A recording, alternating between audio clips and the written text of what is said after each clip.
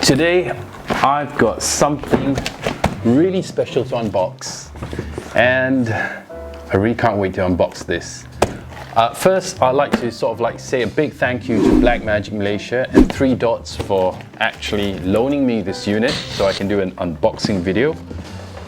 And here it is. Let's see what it is. It's the Blackmagic Pocket Cinema Camera 6K, and I can't believe it's right here in my studio. I mean, I just watched it on YouTube, and it just came out on YouTube like maybe a bit over, slightly less than a week ago, and I can't believe that I've got a unit to unbox today. So let's just go straight in and do the unboxing. I am so excited. Okay, so let's open up this bad boy.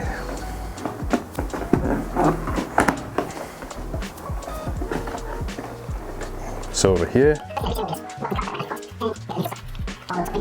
the Blackmagic strap. Don't know whether I'm gonna even use such a strap unless I really don't have a strap, but yeah, it's quite useful.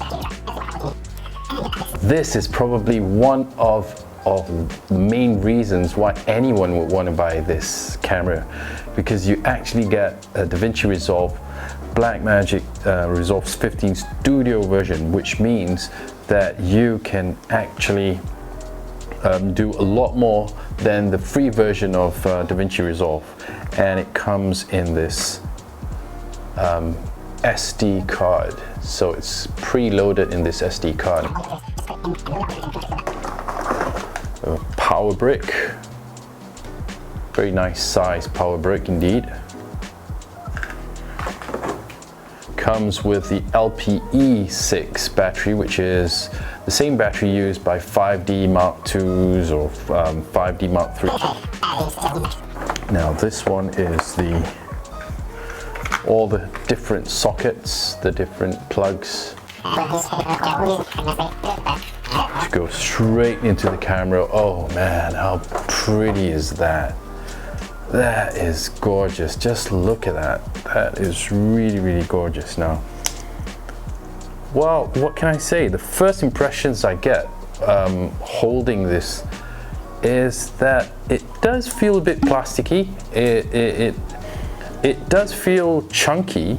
It does feel like it's got a lot of weight to it, but it's just sort of like it's got this plasticky feel about it, and I wouldn't want to say it's necessarily a bad thing, but yeah, it almost feels like those you know, back in the 90s sort of cameras that you used to buy, you know, the ones with the long lenses, and yeah, but it does have a good weight to it, so I'm not complaining that much.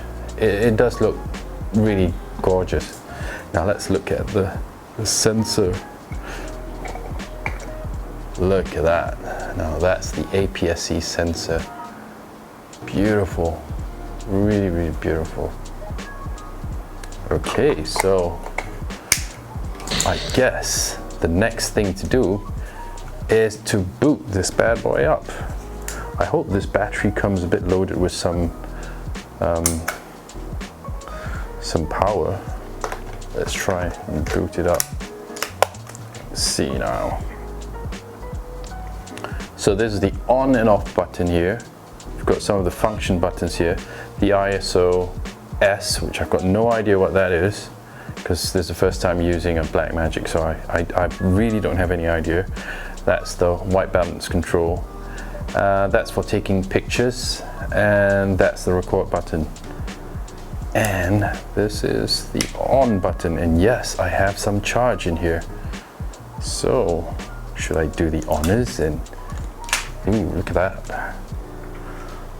That's really nice. So the screen apparently is a touch screen, so yeah, I don't really know how to use this actually. Oh, before I forget, I've got to show you the inputs and the outputs.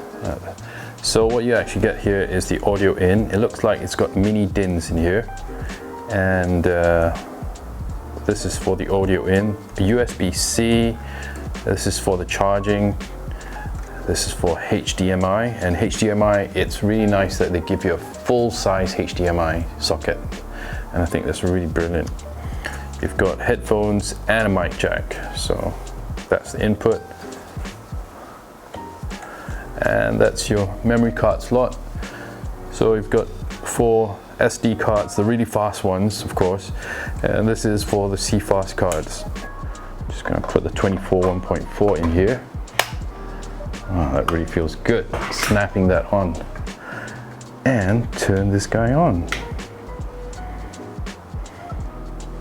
Okay, so let's look at the menu system. So to click on the menu, you just select here and you'll go into the menu system, and everything is pretty much touchscreen. So you've got the record, the monitor, audio, the setup, the preset, and the LUTs that you can actually preload inside this.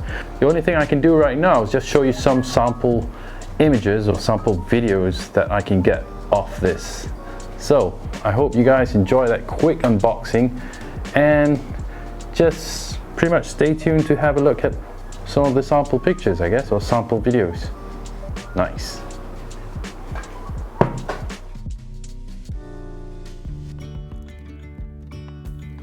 The slow motion that comes out from this camera is really nice and it's very clean. And in this example, I actually upscaled it to 4K and it still holds very well. So that is a really good thing. Just as a disclaimer, I did manage to shoot 6K RAW, but unfortunately I don't really have a working copy of Davinci Resolve Studio. And because the camera is just a lone camera, so I can't actually operate the software without actually buying the software itself. So I guess that's a bit of a bummer. It means I can't downscale the 6K into a 4K timeline. So yeah, I guess that's for another video, I suppose. So what are some of the things that I didn't really like about the camera in this short time span that I've been sort of using it? For me, the thing that really bugged me most of all was definitely the shutter button. I mean the movie recording button. It was just way too sensitive. The minute I even touched it even a bit, it started recording. So I had so many, recordings here and there that are simply because I accidentally nudged the button and ever so softly, so I think they definitely have to work away with improving that part of this camera. It's just way too sensitive. So what can I generally say about this camera after playing with it for about a day or so? I think the images that come out from this camera is really impressive. It's just got a really nice film quality to it, and I am definitely impressed, and I would love to try this camera and thoroughly use it again. So who do I really think this camera is really made for? For me, I think this camera is quite a dedicated camera, and it's definitely not for those people who actually just want to do a run and gun sort of scenario. It does take quite a bit of careful maneuvering, especially without having proper manual focus. The push to focus button doesn't really work, and it doesn't actually have continuous focus at all. So it is definitely not a camera to be used as a run and gun solution. And it's for, I guess, some really serious filmmakers out there that are on a tight budget. And I think even though the fact that it is something that is relatively cheap in the film industry, so to speak, to me, I think the quality of the pictures or the images that come out from this camera is really, really good. So it's not like you're picking up something that's totally garbage, at this price range. You are actually getting yourself a pretty good deal at this price range.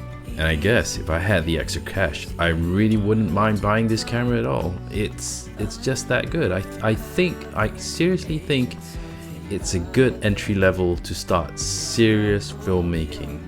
I mean, it's not perfect by any means, but yeah, it's that good.